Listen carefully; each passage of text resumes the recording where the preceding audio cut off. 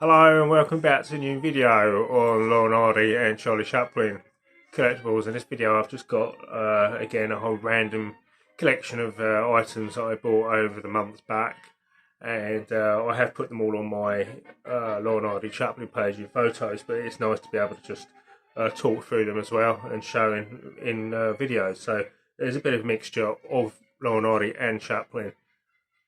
So to start off with these two, I don't actually know much about these, but I came across these and I thought, oh, they're interesting, they're a bit different.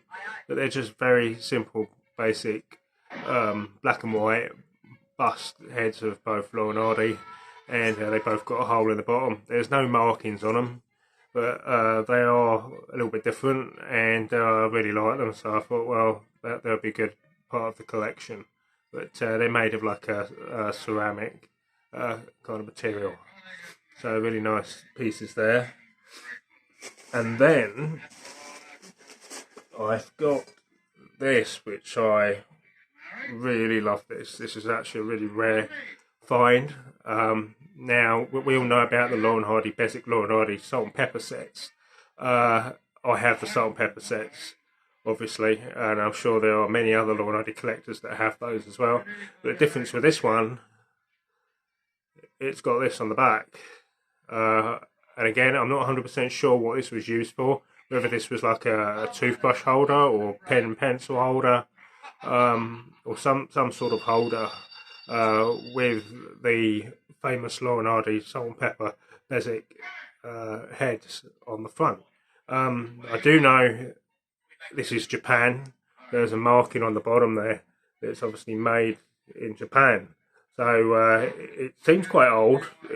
It's pretty cracked at the back, and that, so it is quite fragile, but it is all intact, and it's not broken in any way. So it is actually quite an old, rare piece that goes really well with the Laurel and Hardy salt and pepper basic sets. So there's that one there, and then just moving on a little bit to Charlie Chaplin, you have this, which is from the Gold Rush, which is Chaplin Snow Globe, which is 1989, I think, when this came out. 1989, and you have the Snow Globe there of Chaplin from the Gold Rush, which again is just a really nice piece where he's sat on a mound of snow with his blanket round him. Really, really great. Absolutely love that. But it's also nice to have the original box, and again there are a collection of other Chaplin figures on the back of that, which I actually do have that one there, but the others I don't have. You have like a Jack-in-a-Box there, so they are quite sought after and rarer collectibles on the Chaplin side of collecting. And then there's this, which is actually quite rare. This is a doll, and this is the original box that it came in. So this is 1972 by Bubbles, made in the USA, and it's probably all the more rarer to have its original box. It's quite simple with just an image of Chaplin on the front, and then you have the figure or the doll itself, which is in really, really good condition. So this is obviously from the early 70s, and obviously the waistcoat probably gives it away a bit with the amount of colour there is on that. But nevertheless, it's still a really great doll collectible Chaplin piece to have. I don't actually have that many sort of doll figures on Chaplin. I have a whole load more on Laurel and Hardy, and I've displayed a lot of those in the Laurel and Hardy Museum. All the different dolls and puppets and like puppets on strings and what have you. They're all in the museum. So there's this one on Chaplin, which I really like. This one, and the similarities to Chaplin is pretty good for this one. So this is quite a nice, rarer piece to have.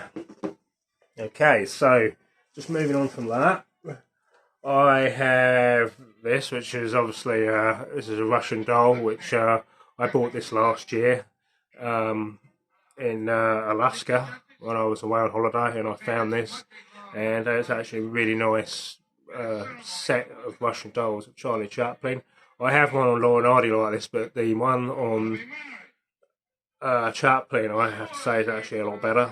So I could always be on the hunt out for more on Laurel and Hardy like this. The only slight mistake with this one, his name's spelt wrong with EY on the end instead of IE. So, there's different ways of pronouncing Charlie. But you've got that, and then you've got the smaller sizes from his different films. And then just a normal shot there of Chaplin out of character. And then, of course, the Russian doll sets, they get smaller. So it's a nice sort of fun item to have. And then moving on from that, going back to Laurel and Hardy, I got this, which is really, really nice. I'll probably put this in the Laurel and Hardy Museum. This is like a 3D stand sort of display name of Laurel and Hardy with their headshots. You've got Stan Laurel of a Hardy on there. But it's very simple. It's just like a plastic kind of material, but it's quite nice to display, like with your figures or your signed items even. So it's just a nice addition to have. Okay, and then just moving on from that, I have this original signed autograph with Lawrence Tibbett, and you can see it's signed on this side here. I think he's put to Olivia Munro with best wishes from Lawrence Tibbett 1936. So Lawrence Tibbett, he was an American opera singer, film actor, radio personality. So he's born in 1896. He died 1960 at the age of 63, and he's obviously best remembered for his film The Rogue Song with Laurel and Hardy, which we all know is the missing, or one of the missing Laurel and Hardy films. As we know, there's a soundtrack available, and there are a few clips or segments of the film that do exist. But this is quite nice to have as the original signed piece by the actor himself from that particular lost Laurel and Hardy film. And the next one I have, this is also another signed autograph of this lady, and this has been written by Julie Bishop to Tony with lovely good wish, Julie Bishop.